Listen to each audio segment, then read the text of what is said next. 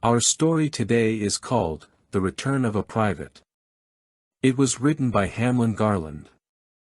The soldiers cheered as the train crossed the border into the state of Wisconsin.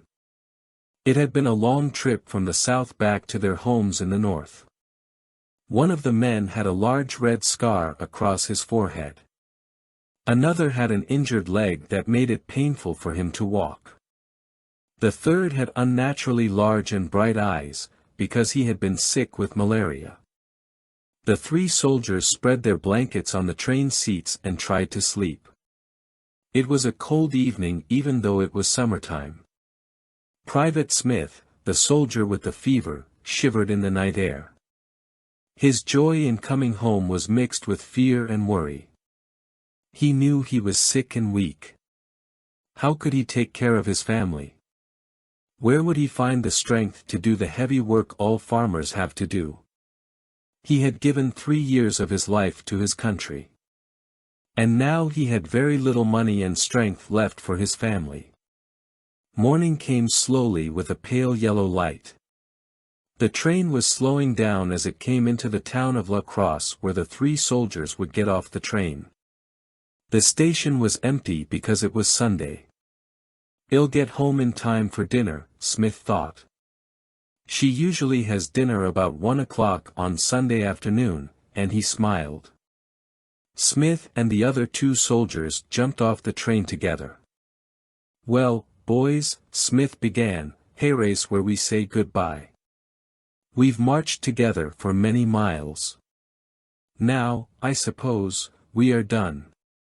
The 3 men found it hard to look at each other. "We ought to go home with you," one of the soldiers said to Smith. "You'll never be able to walk all those miles with that heavy pack on your back." "Oh, I'm all right," Smith said, putting on his army cap. "Every step takes me closer to home." They all shook hands. "Goodbye." "Good luck." "Same to you." "Goodbye." Smith turned and walked away quickly. After a few minutes, he turned again and waved his cap. His 2 friends did the same. Then they marched away with their long steady soldier's step. Smith walked for a while thinking of his friends. He remembered the many days they had been together during the war. He thought of his friend, Billy Tripp, too. Poor Billy. A bullet came out of the sky one day and tore a great hole in Billy's chest. Smith knew he would have to tell the sad story to Billy's mother and young wife. But there was little to tell. The sound of a bullet cutting through the air. Billy crying out, then falling with his face in the dirt. The fighting he had done since then had not made him forget the horror of that moment when Billy died. Soon, the fields and houses became familiar. Smith knew he was close to home. The sun was burning hot as he began climbing the last hill. Finally, he reached the top and looked down at his farm in the beautiful valley. He was almost home. Mrs. Smith was alone on the farm with her 3 children. Mary was 9 years old. Tommy was 6 and little Teddy had just turned 4. Mrs. Smith had been dreaming about her husband, when the chickens awakened her that Sunday morning. She got out of bed, got dressed and went out to feed the chickens. Then she saw the broken fence near the chicken house. She had tried to fix it again and again. Mrs. Smith sat down and cried. The farmer who had promised to take care of the farm while her husband was away had been lazy and dishonest. The first year he shared the wheat with Mrs. Smith. But the next year, he took almost all of it for himself. She had sent him away. Now, the fields were full of wheat. But there was no man on the farm to cut it down and sell it. 6 weeks before, her husband told her in a letter that he would be coming home soon. Other soldiers were returning home, but her husband had not come. Every day, she watched the road leading down the hill. This Sunday morning she could no longer stand being alone. She jumped up, ran into the house and quickly dressed the children. She carefully locked the door and started walking down the road to the farmhouse of her neighbor, Mrs. Gray. Mary Gray was a widow with a large family of strong sons and pretty daughters. She was poor. But she never said no to a hungry person who came to her farm and asked for food. She worked hard, laughed often and was always in a cheerful mood. When she saw Mrs. Smith and the children coming down the road, Mrs. Gray went out to meet them. "Please come right in, Mrs. Smith. We were just getting ready to have dinner." Mrs. Smith went into the noisy house. Mrs. Gray's children were laughing and talking all at the same time. Soon she was laughing and singing with the rest of them. The long table in the kitchen was piled with food.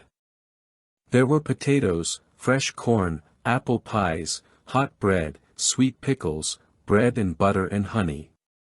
They all ate until they could eat no more. Then the men and children left the table. The women stayed to drink their tea. "Mama," said one of Mrs. Gray's daughters, "please read our fortunes in the tea leaves. Tell us about our futures." Mrs. Gray picked up her daughter's cup and stirred it first to the left, then to the right. Then she looked into it with a serious expression. "I see a handsome man with a red beard in your future," she said. Her daughter screamed with laughter. Mrs. Smith trembled with excitement when it was her turn. "Somebody is coming home to you," Mrs. Gray said slowly. "He's carrying a rifle on his back and he's almost there." Mrs. Smith felt as if she could hardly breathe. "And there he is," Mrs. Gray cried, pointing to the road. They all rushed to the door to look.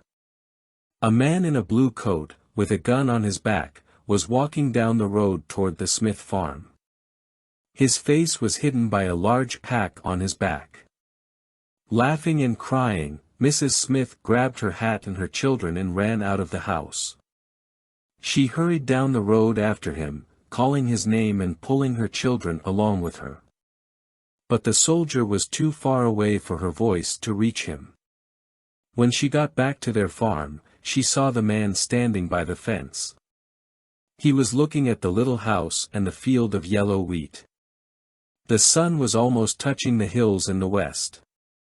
The cowbells rang softly as the animals moved toward the barn. "How peaceful it all is," Private Smith thought. "How far away from the battles, the hospitals, the wounded and the dead. My little farm in Wisconsin. How could I have left it for those years of killing and suffering?" Trembling and weak with emotion, Mrs. Smith hurried up to her husband. Her feet made no sound on the grass, but he turned suddenly to face her. For the rest of his life, he would never forget her face at that moment. "Emma," he cried. The children stood back watching their mother kissing this strange man. He saw them, and kneeling down he pulled from his pack 3 huge, red apples. In a moment, all 3 children were in their father's arms. Together, the family entered the little unpainted farmhouse. Later that evening, after supper, Smith and his wife went outside. The moon was bright, above the eastern hills. Sweet, peaceful stars filled the sky as the night birds sang softly, and tiny insects buzzed in the soft air. His farm needed work. His children needed clothing. He was no longer young and strong. But he began to plan for next year. With the same courage he had faced the war, Private Smith faced his difficult future.